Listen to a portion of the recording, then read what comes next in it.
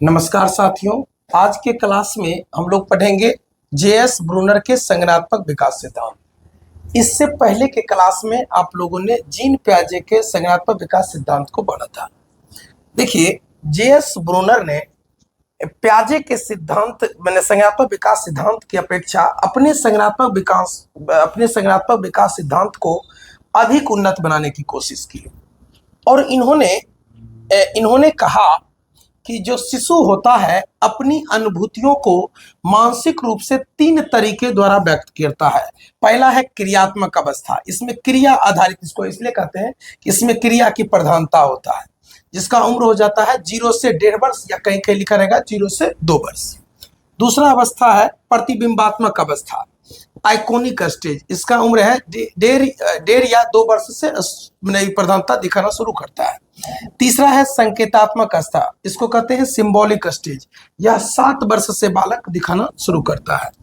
अब देखिए, यह संकेतात्मक को ही कहते हैं भाषा, क्योंकि ध्वन्यात्मक संकेत को ही कहा जाता है भाषा। इस तरह से तो शिशु अपने अनुभूतियों को 3 तरीकों से दिखाता है। अब तीनों के बारे में बारी बारी से जानते हैं।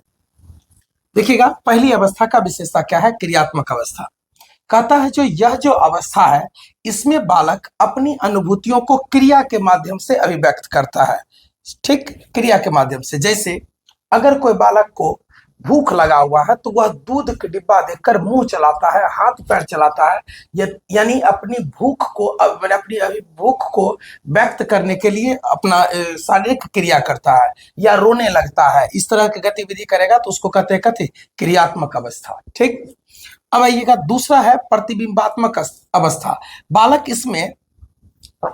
इसमें किसी वस्तु के चित्र को अपने मन में बनाकर या किसी व्यक्ति के चित्र को अपने मन में बनाकर फिर उसके द्वारा अपना भाव व्यक्त करता है, तो उसी को कहते हैं प्रतिबिंबात्मक। यही होता है कथी आधारित, चित्र आधारित। जैसे छोटे बच्चे के बुक में देखिएगा, एक बिल्ली का फोटो बना रहता है, उसके नीचे लिखा रहता है बिल्ली।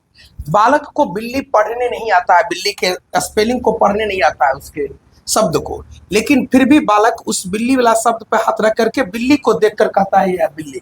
मैंने बालक में उस समय भाषा की जानकारी नहीं है, उसको किस चीज की जानी है? उसके प्रतिबिंब के माध्यम से। ठीक, अब देखिए, उसके बाद है तीसरा अवस्था है संकेतात्मक अवस्था।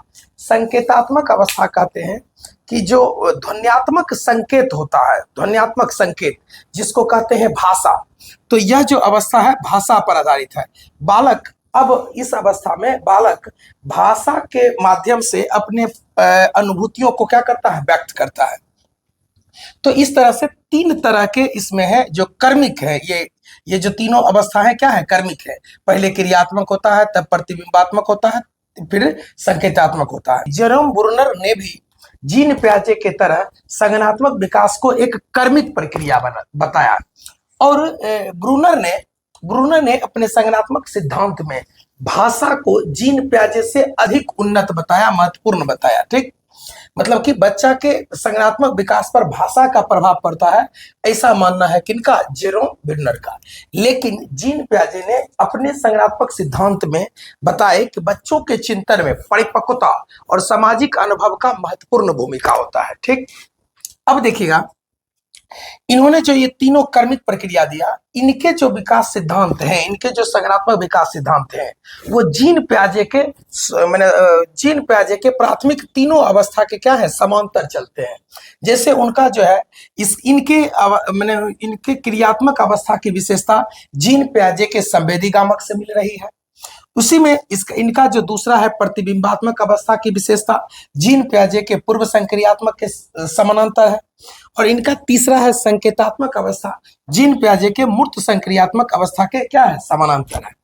ठीक, इस तरह से इन्होंने भी अपने संज्ञानात्मक विकास सिद्धांत दिया और इसके आगे के क्लास में हम लोग पढ़ेंगे कि अब जो अगला संज्ञानात्मक विकास सिद्धांत है वो वाइगोत्स्की का है। ठीक, लेव वाइगोत्स्की का।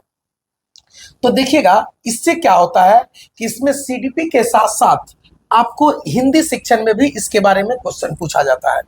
तो हिंदी शिक्षण में रहता है कि जैसे बालक को किस तरह से कोई भी चीज को प्रदर्शित करेंगे, किस तरह से दिखाएंगे, तो उसमें रहता है कि पहले क्रिया के माध्यम से, फिर चित्र के माध्यम से, फिर भाषा के माध्यम से।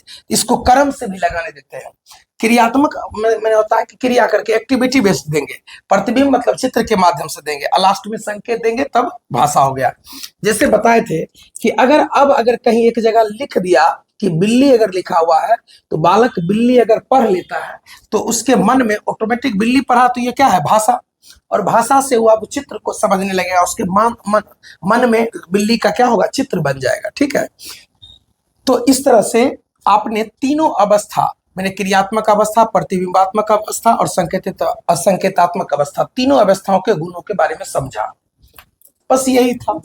अब इनके अलावे अब एक और मनोवैज्ञानिक का संज्ञानात्मक विकास पढ़ रहा है, वो है लेव वाइगोत्स्की। ठीक है,